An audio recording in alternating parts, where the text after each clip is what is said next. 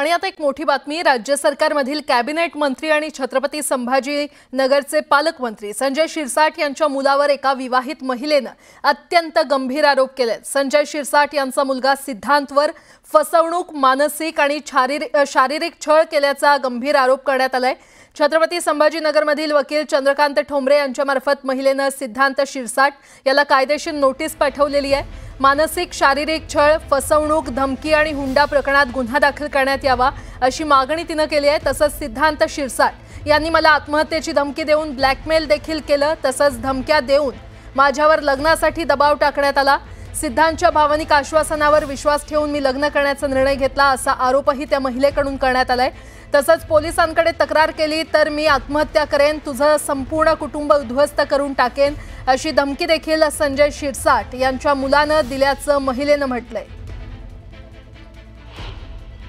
रिव्हॉल्वरची गोळी लावण्याचा फोटो दाखवणे, असे इमोशनल ब्लॅक केलं, शारीरिक छळ केला, मानसिक छळ केला आणि तिला आकलून दिलं। आणि औरंगाबादला त्यांनी कधी, संभाजीनगरला कधीच फॅमिलीसह वडिलांबरोबर इथं कुठं येऊ दिलं नाही त्यांना।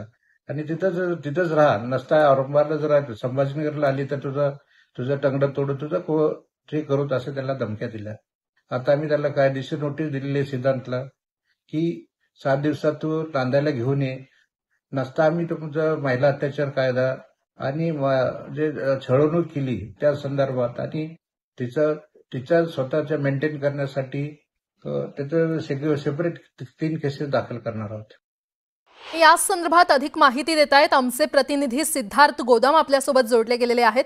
सिद्धार्थ, संजय शिरसाट यांच्या मुलावर एका महिलेने हे अतिशय गंभीर आरोप केलेले आहेत, काय नेमकं तथ्य, काय प्रकरण?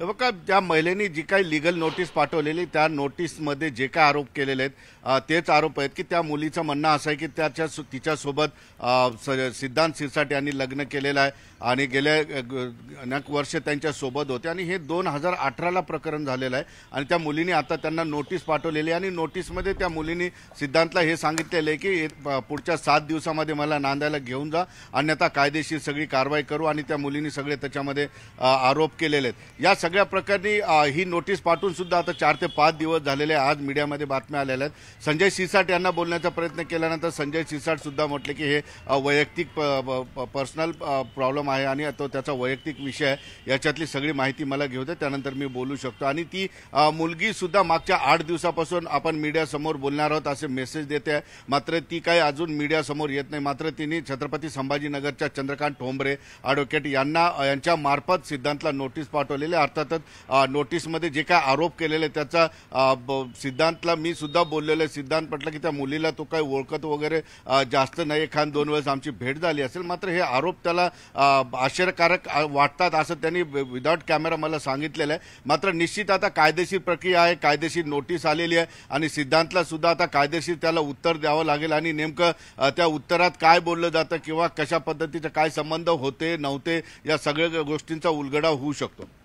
बरं सिद्धार्थ, वेळोवेळी अपडेट घेत राहू, तुर्तास धन्यवाद।